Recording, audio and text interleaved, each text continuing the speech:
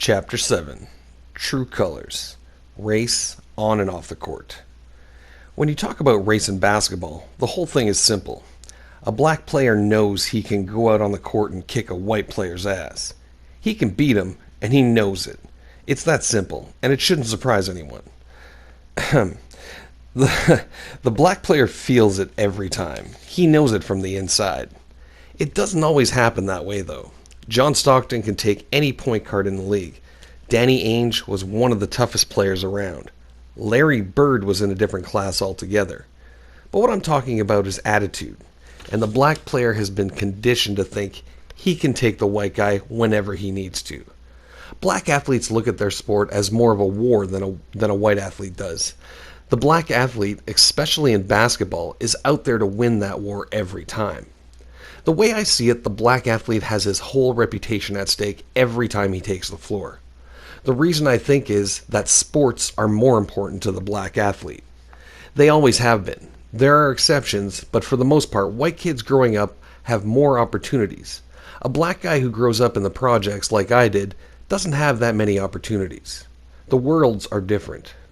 The white athlete has so many more areas open for achievement. The white guy can go into any sort of business. He can get a summer job easier. He goes to better schools. He has a better chance of getting through high school and into a college. When it comes to sports, a lot of white guys can take it or leave it. They'll play, but they won't be thinking they're going to make a career out of it. Black people also have the whole world open to them, but a lot of times they can't see it. Their schools might be lousy, their teachers might not care, their parents might not be around. The black guy from a poor background thinks sports first, everything else second. He's been taught from television and advertisement that sports is the quickest way to the top. He sees two ways out of poverty: sports or drugs. It may not be right, but that's the way it is. The white guy from the suburbs doesn't have the same motivation to succeed in sports. From a young age, the competition is greater and rougher for the black athlete. From the time you're playing on the playground or in the street, you feel how hard it is. Guys are out for blood. I also believe black people have to play harder and better to be accepted. They have to achieve and then overachieve. It's not as true as in basketball, but in a lot of sports, society won't accept a black athlete unless he's great.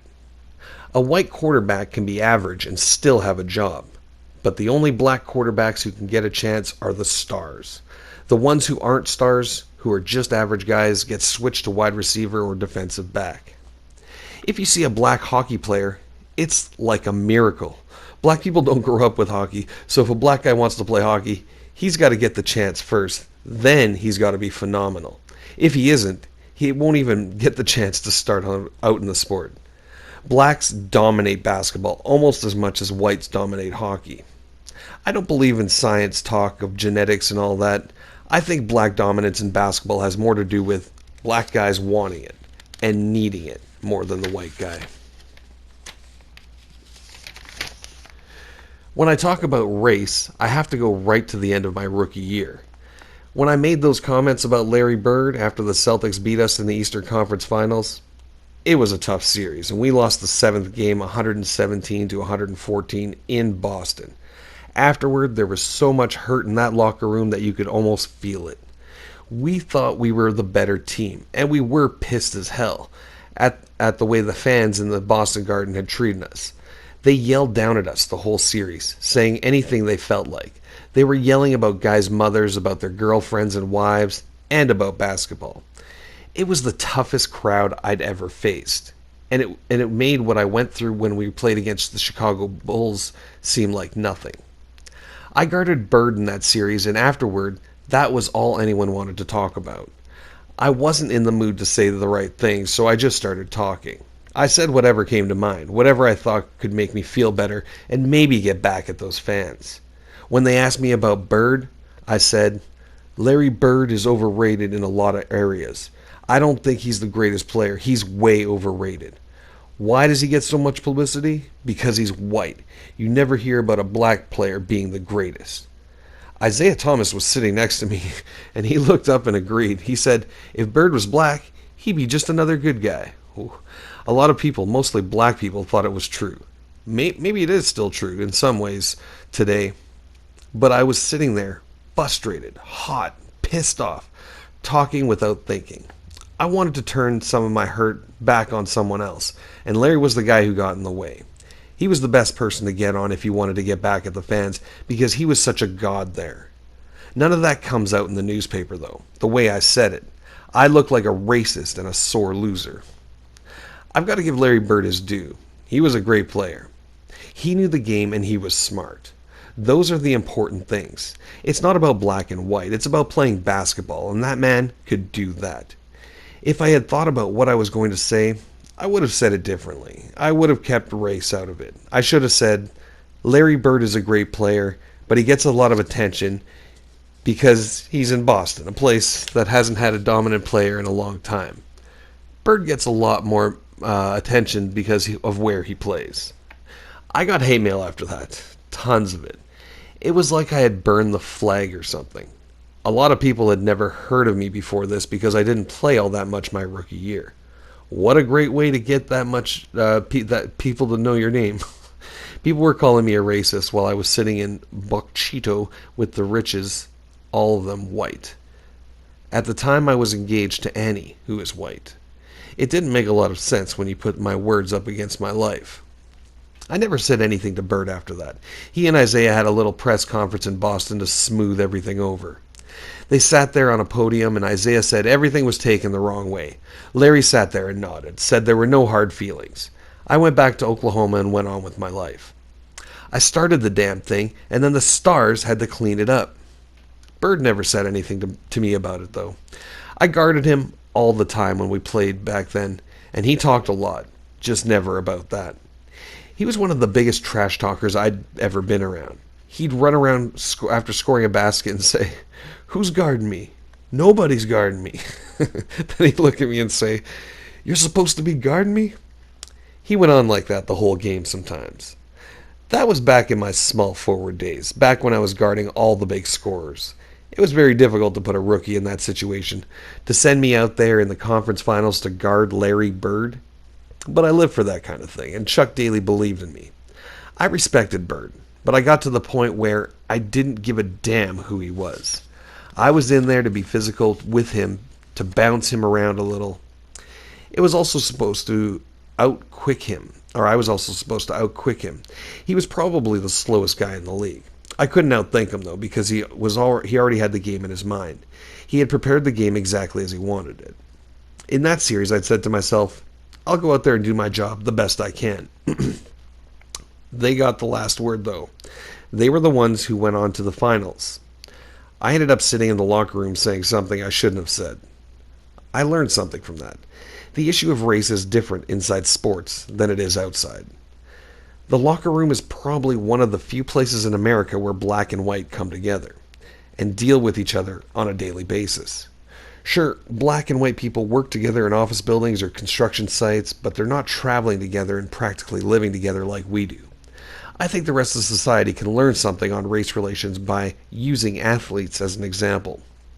It's all out in the open when guys talk about race in the locker room. I can joke with Jack Haley, who is white, or black guys who can joke with other black guys. It doesn't get complicated until society gets involved.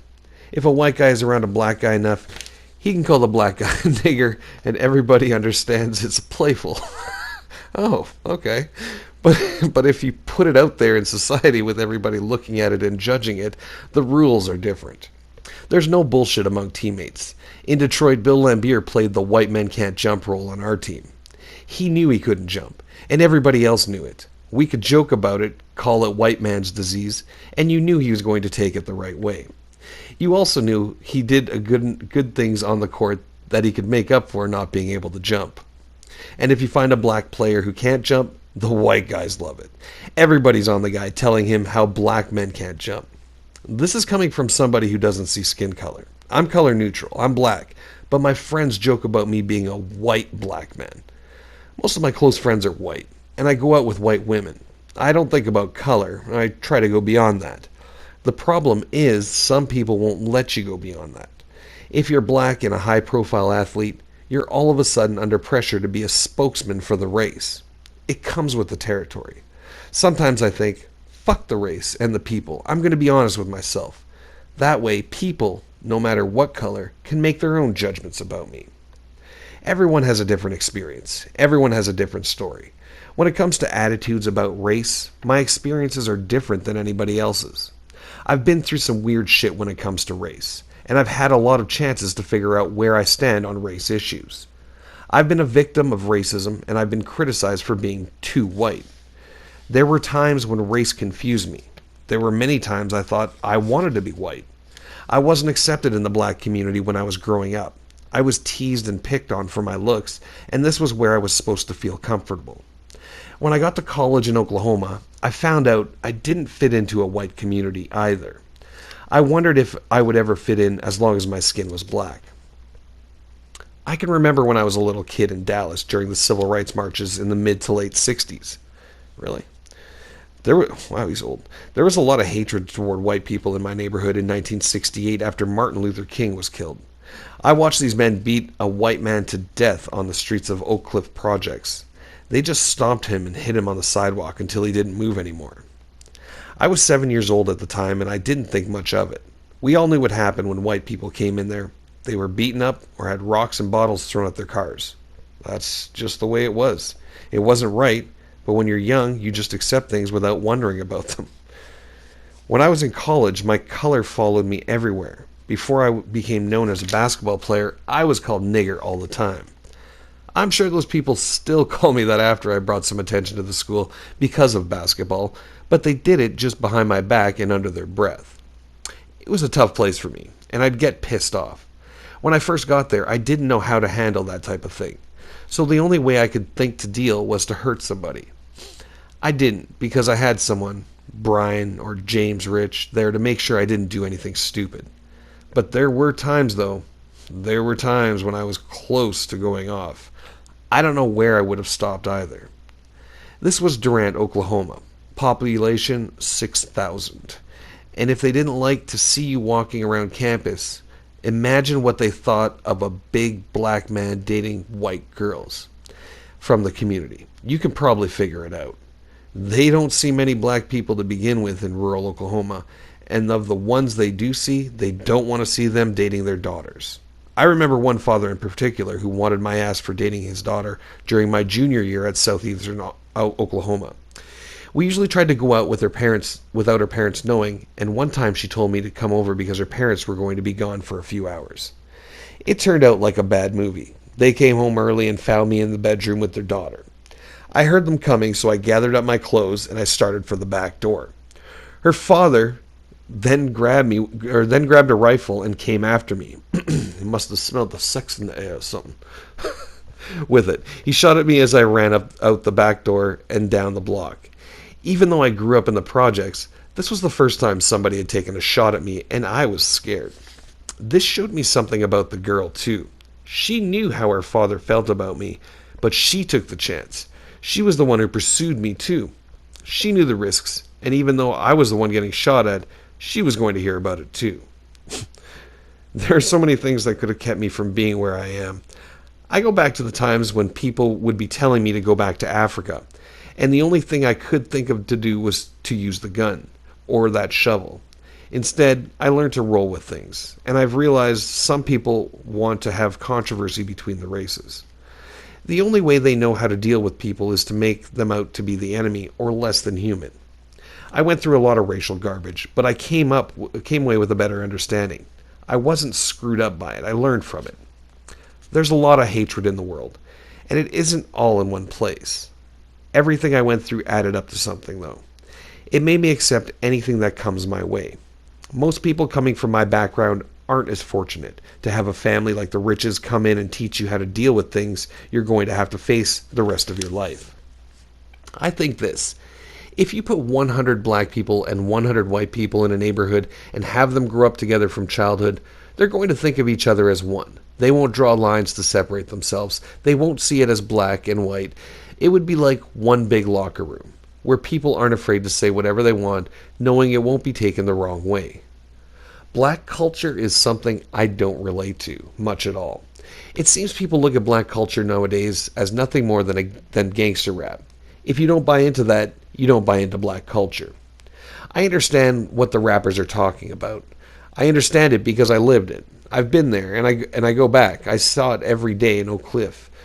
But I think rap is less about educating people about the problems of the black community, more about making money, and more about making money. They're exploiting a situation. They're taking advantage of people's pain, making money off their problems. I don't think they're feeling what they're singing. I think they're trying to decide what is going to sell best, not only among the black kids, but among white kids. I do think there is a good side to rap, though. It gives people a sense of what black people went through and are still going through. You see all these white kids walking around malls or whatever, listening to rap and dressing and talking like black kids. Their parents probably don't like it, but maybe they're going to grow up with a better understanding of black people. I look at those white kids, and it looks to me like they want to be black. It makes me think back to times when I wanted to be white, because I didn't feel a part of the black community where I grew up, and I didn't feel a part of the white community in Oklahoma. Sometimes I think rappers are trying to say, here's a tour of the projects. They're trying to put a bunch of white people and black people who don't live in these areas on a bus tour of the projects. They're saying, here bro, take a look for yourself. More than anything, I think they're selling out their neighborhoods. There are certain things I do, I admit, that make me feel like shit. Sometimes I'll do a commercial or an endorsement and think, I don't believe in this. Why am I doing it? I'll be down on myself thinking all I'm doing is selling out. Those things bother me, and that's why I relate to Pearl Jam so much.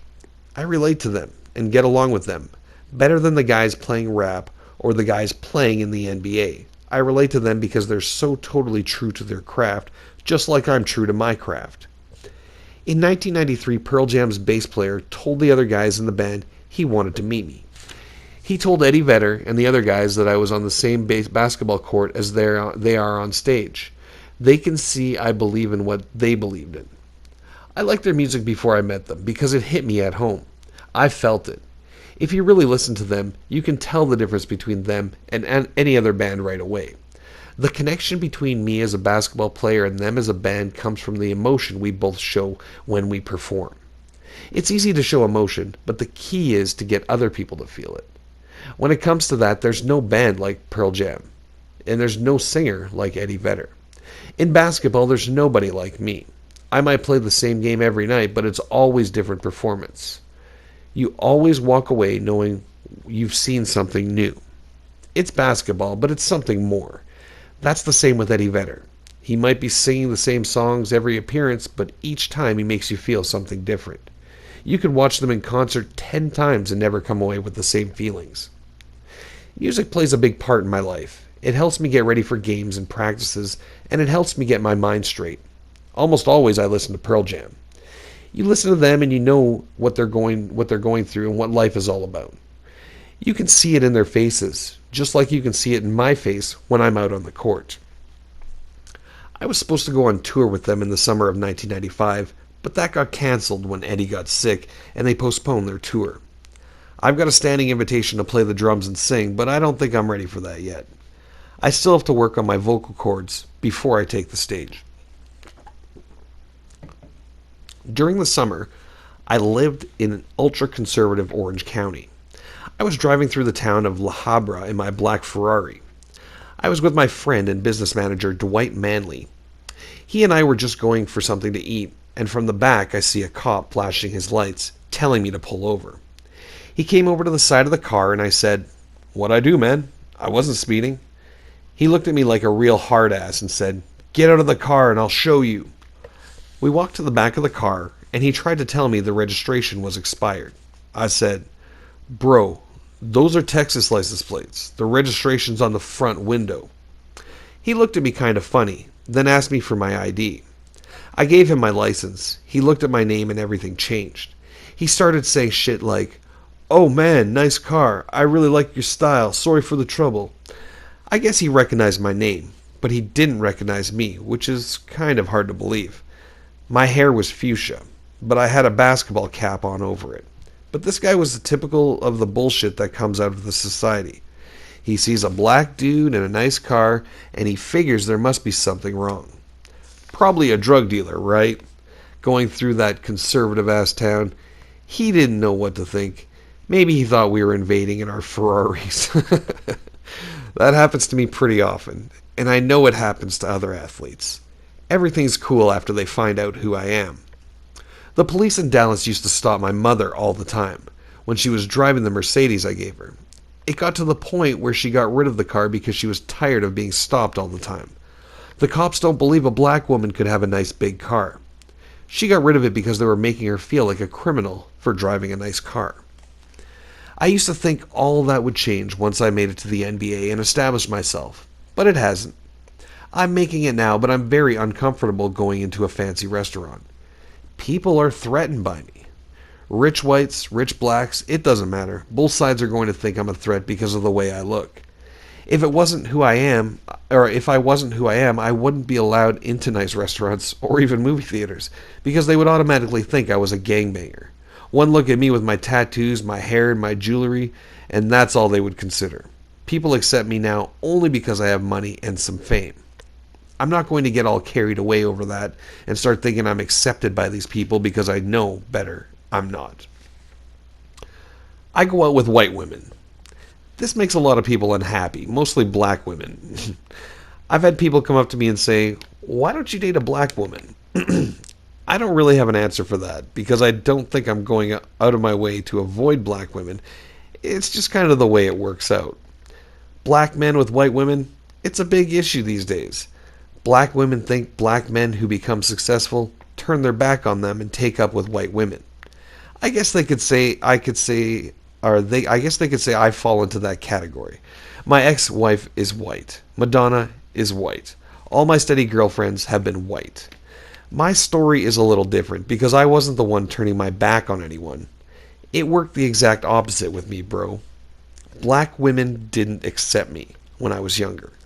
I wasn't attractive. I didn't have money or fancy clothes. I wasn't whatever it was they wanted. Now, though, I'm okay. Now that I have some money and some fame, the story has changed.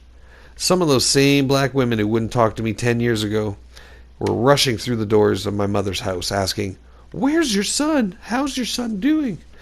It was amazing, but once I made the NBA, they started to get concerned about how I was doing. Back before I was somebody, black women in the neighborhood wanted cars, clothes, and money. You had to look good, too, and I didn't have any of that. I'm still not the best looking guy in the world, but they see the glamour and the money, and they're on the bandwagon wondering why I date white women. I think black women are more dominant than white women. Black women are confident with themselves. They've had to run the family in a lot of cases because the man isn't around, and they learn to be strong. White women are confident, but I think they're more concerned with their looks and how they come across to other people. To some extent, every person is concerned about looks, no matter the color, but I think it's more obvious with white men and women. Black people are more laid back and don't give a damn. Just go out there and do your thing. A lot of white women who do date black men say the black men treat them better than white men do. That's not always true, but I think a white woman can think dating a black man is the best thing in the world, because it's something new. It's not her same culture, so she's learning something and trying to be a part of it. That can be exciting, and if a black man treats her nicely, she thinks she's got everything. The other thing, of course, is that white women get into relationships with black men because they think the sex is going to be better. Some people say they date people from another race because they don't see color, and that's the way it is for me. I also think it's refreshing for a white woman to be with a black man. That adds something to the relationship. They feel they can do anything or say anything to a black man and not be judged for it. There's more openness, more of a feeling that you don't have to conform to everything society tells you. It's very common in the NBA for black players to have white wives or girlfriends. It's more common in general for a black person with status to date white women. It's back to that double standard.